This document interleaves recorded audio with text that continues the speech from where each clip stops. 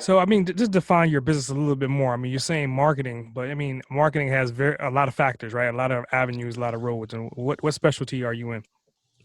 Okay, so I'm basically right now, I do two things. One is helping businesses. So if there's a business that needs to expand their sales, grow their business, I will teach them and help them do that.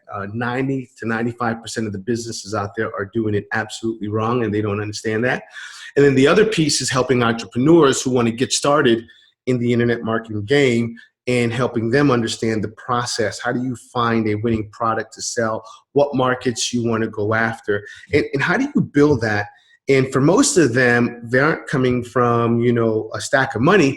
So how do I do that and do that affordably? And how do I use direct response marketing strategies to be able to do that? Which is an art form in itself. Forget about having to come up with the ideas, but how do you use direct response marketing? Because as an entrepreneur in a small business, branding is too hard. So you need sales and you need as much sales as fast as possible.